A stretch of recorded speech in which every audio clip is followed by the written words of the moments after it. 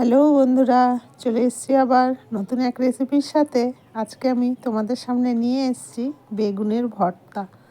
তো এই বেগুনের ভর্তাটা আমি কিভাবে করে করব সেটাই আজকে তোমাদের সাথে আমি শেয়ার করছি। তো দেখো বেগুনের ভর্তাটা দেখতে কতটা সুন্দর হয়েছে। দেখতে যতটা সুন্দর হয়েছে খেতে কিন্তু তার থেকে বেশি সুন্দর হয়েছে। তো চলো আমি শুরু করছি কিভাবে করে এই ভর্তাটা আমি তৈরি করেছি। তো প্রথমেই আমি একটা বেগুন নিয়ে নিয়েছি। বেগুনগুলোকে আমি কিন্তু পোড়াবো না। বেগুনটাকে আমি এইভাবে মোটা মোটা করে টুকরো করে কেটে নিয়েছি। কেটে ভালো করে ধুয়ে নিয়েছি। এরপরে আমি হলুদ মাখিয়ে নেব। হলুদ নিয়ে নিয়েছি যতটা প্রয়োজন, নিয়ে আমি ভালো করে মাখিয়ে নেব। আর সামান্য পরিমাণে লবণ দিচ্ছি, খুব বেশি লবণ দেব না, একদম সামান্য পরিমাণে লবণ দিয়ে ভালো করে মেখে নেব।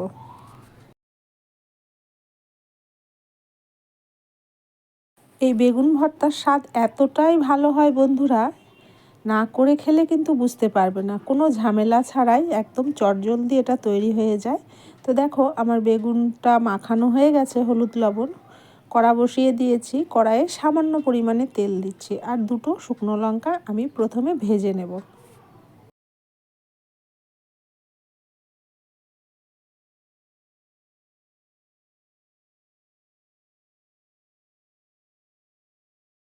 লঙ্কাটা আমার ভাজা হয়ে গেছে, আমি উঠিয়ে নিলাম। এরপরে যে কড়াইয়ে যে তেলগুলো আছে সেই তেলটা আমি চারিদিকে একটু ছড়িয়ে দেবো। এখানে কিন্তু খুব বেশি তেল নেই বন্ধুরা, একদম সামান্য পরিমাণে তেল আছে। তো এটা আমি চারিদিকে ছড়িয়ে নিলাম। এরপরে এক এক করে বেগুন আমি এই তেলের মধ্যে দিয়ে দেবো।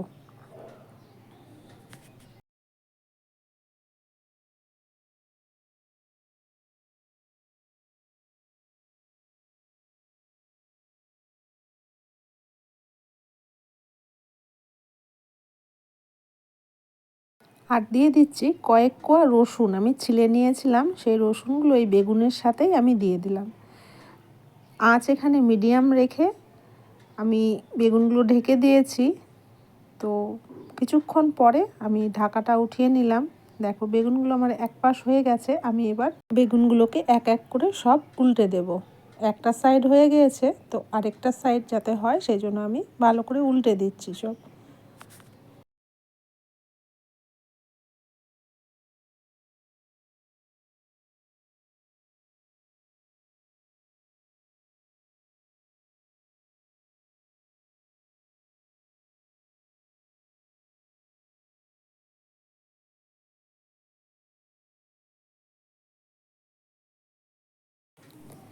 আবার আমি ঢাকা দিয়ে দিলাম।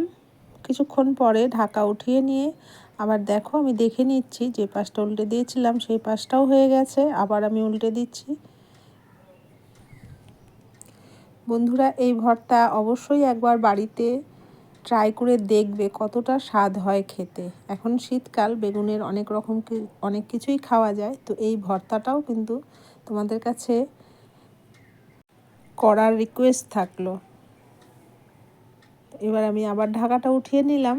দেখো বেগুনগুলো এখন আমার হয়ে গেছে, বেগুনগুলো সিদ্ধও হয়ে গেছে আর পোড়া পোড়াও হয়ে গেছে। তো এবার আমি সবগুলো এক এক করে উঠিয়ে নেব।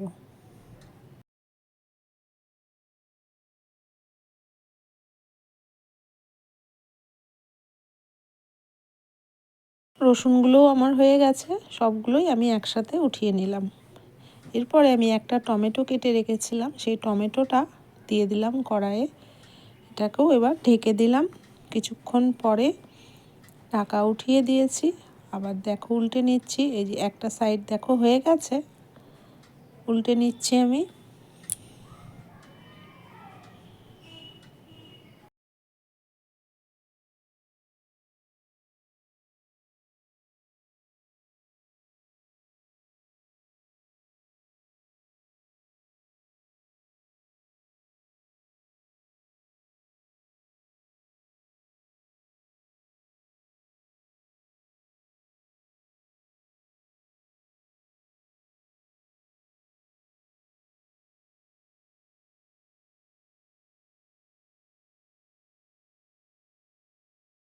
টমেটোগুলো আমার সিদ্ধ হয়ে গেছে। আমি এবার টমেটোগুলো এক এক করে সব উঠিয়ে নেব।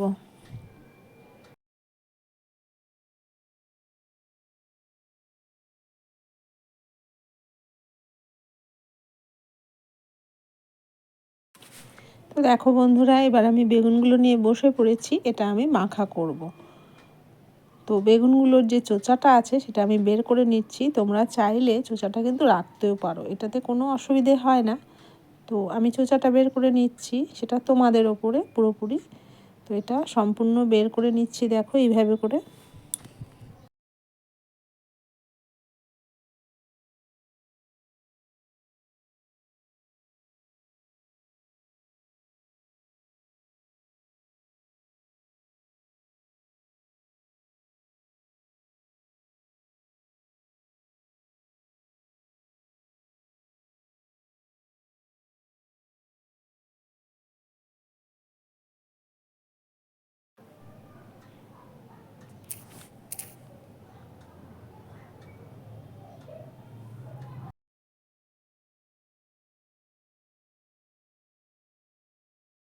টমেটোটাও আমি একই প্রসেসে করব। টমেটোর চোচা চাইলে তোমরা রেখে দিতে পারো।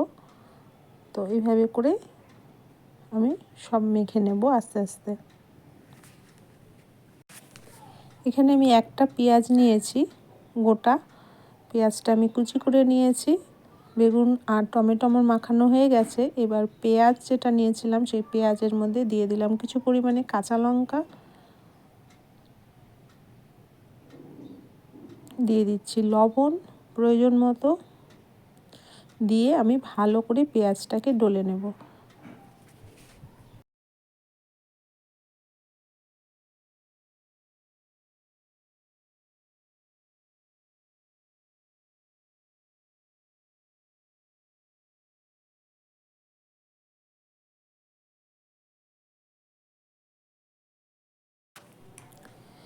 এবার যে রসুনগুলো রেখেছিলাম ভেজে, সেটাও ওই পেঁয়াজের সাথে একসাথে করে আমি মেখে নিচ্ছি।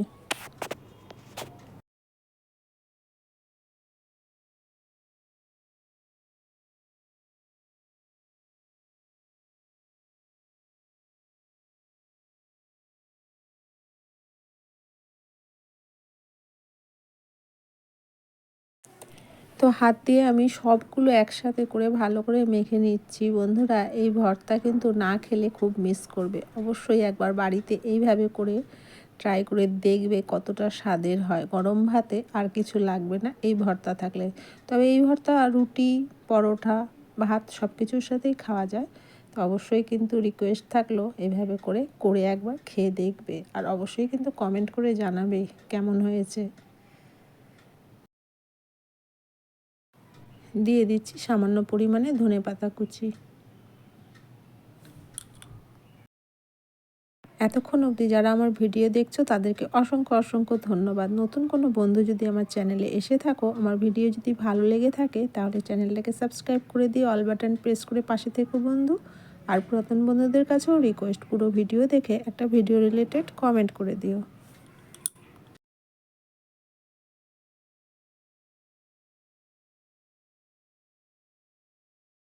দুটো শুকনো লঙ্কা যে আমি ভেজে রেখেছিলাম তার থেকে একটা শুকনো লঙ্কা আমি মাখিয়ে নিচ্ছি। তো তোমরা তোমাদের প্রয়োজন মতন ঝালটা দেবে। শুকনো লঙ্কা দিলে শুকনো লঙ্কা ভাজার একটা সেন্ট থাকে।